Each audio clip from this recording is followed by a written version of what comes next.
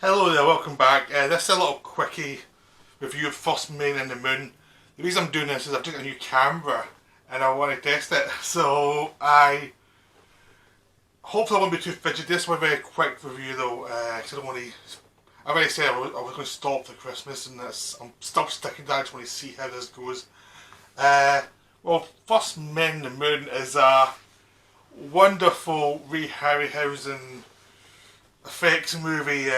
Charles Shear produced it as usual, based on H.G. Wells' story about men who go to the moon and inside the moon meet an alien race. That's the plot. It's set in Victorian England, and it's wonderful. It was done in the late early 60s, right? And basically, if you look at my Invention for Destruction review, I was saying basically about how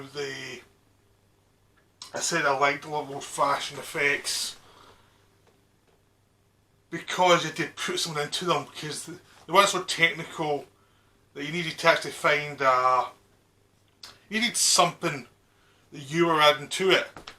And that's what happens also with old movies. Old movies need that pizzazz of, your imagination to it, because you can see the matte lines, you can see everything that's been done to them.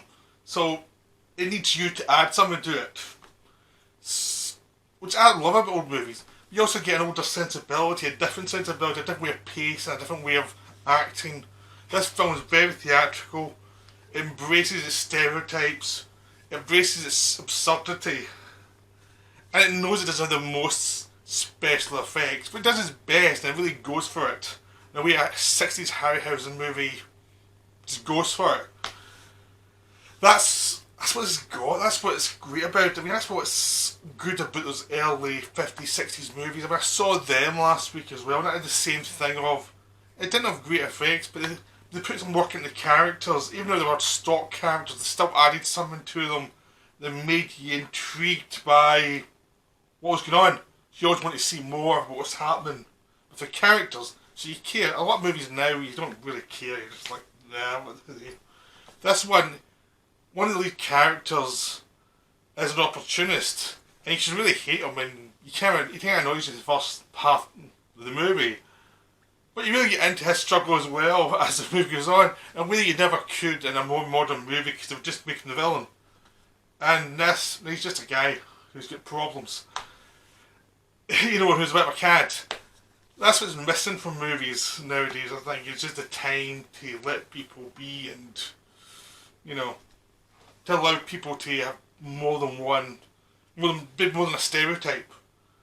I mean, if you want to see stereotype monster movies, look at Fallen Kingdom and Jurassic Park film, where everyone's a stereotype and no one ever goes beyond that. They don't even bother trying to add character. In this one, you've got lots of characters. I mean, lots of character detail. That was really stupid. There's not lots of characters. There's lots of aliens. There's lots of men in the moon. A lot of monsters in the moon. There's only like three central characters. There's the scientist, Lionel Jeffries. There's Edward Judd playing the cad who was mentioned, and his girlfriend who believes all his lies. Three characters, that's it. And they're all stock. But they allow the actors to have some fun with the characters, so the Edward Judd character is kind of the villain of the piece, even though he's more a cad than a outright villain. He's just trying to survive. He just makes bad decisions. His fiancée, Kate, not the most developed character, not the most brilliant performance, but she's enjoyable. You like the character, she's fun, that's all it really needs. But they let her be in a lot of the film and do things. I'm sure she's not like we put every 2 seconds that anything happens, so she just gets on with it, so you like her. And the best of all is Lionel Jeffries as the mad scientist who builds this thing and dreams of going to the moon. And he invents this thing that actually affects gravity, so gravity doesn't affect an object. He paints around with this special gelatin he creates through like pipes and fire, and he just paints this sphere like a gold colour, and it floats up the moon. And that's what's brilliant in film. These wonderful little things that happen in it, like something that stops gravity so you can float to the moon. This they basically use diving equipment as their spacesuits, which is ridiculous, but it works so beautifully because it's so naive. The film is naive. When they get to the moon, it's just matte shots, but they're so wonderfully done. And they end up putting a little British flag on the moon and a letter saying this is a property of Queen Victoria. And all these wonderful little details that just make it work. You know, there's a wonderful device of they find this flag. Well, the Americans when they land on the moon in the 60s find this flag because they've had all this big hurrah, we made the moon first for the Soviets, and they find this British flag and it's like, what the hell is this? And then slowly they find the person who wrote the letter and slowly they do the investigation to find out what actually happened. And it's just wonderful, it's just beautifully done, and the aliens are done by stop motion. And they're wonderful, because it's like old-fashioned stop motion. This is what I heard Tim Burton wanted to do in Mars Attacks, of stop motion aliens as the Martians. But they were too expensive, so they ended up having to do CGI aliens, but try and make them as stop motion as possible. This is the stop motion aliens, you're like, that's so cool, that's just so cool. And then we have Harrison doing it, of course. And it would have been lovely if they did that in Mars Attacks. When you see this, you think, oh, that's where that was the inspiration for that idea. And there's lots of stuff like that. There's lots of there's a stop motion big monster going through the tunnels of the moon. That's just amazing.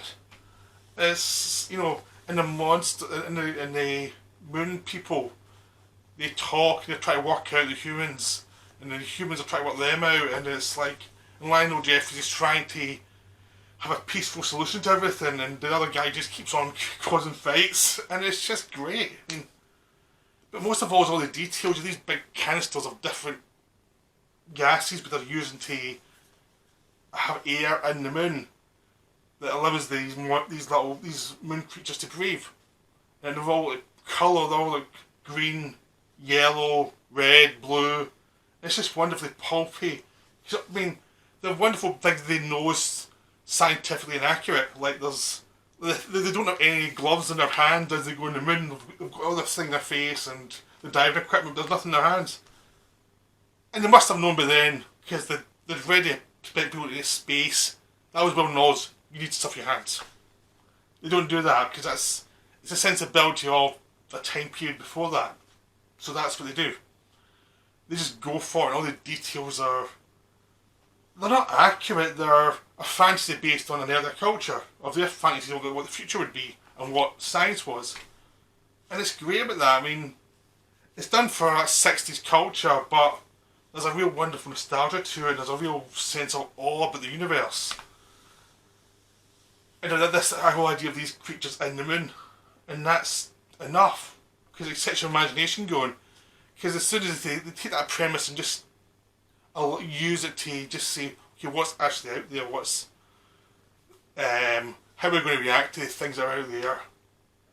And they take this absurd idea that's really out of date and just play with it and just have fun with it. And it's a wonderful film. Just go see it to give you a chance. The Ray Harryhausen stuff's brilliant. The characters are fun. The setup's fun. It goes along at a nice clip, so you never get bored. Just go see it. It's wonderful. Old-fashioned matte shots, old-fashioned effects. You see all the little matte lines and everything. It's lovely. Go see it. Well, I hope you enjoyed it. This was a little extra. And now I'm definitely off for Christmas. But I wanted to test this thing out. Okay, I'll see you after Christmas. Bye.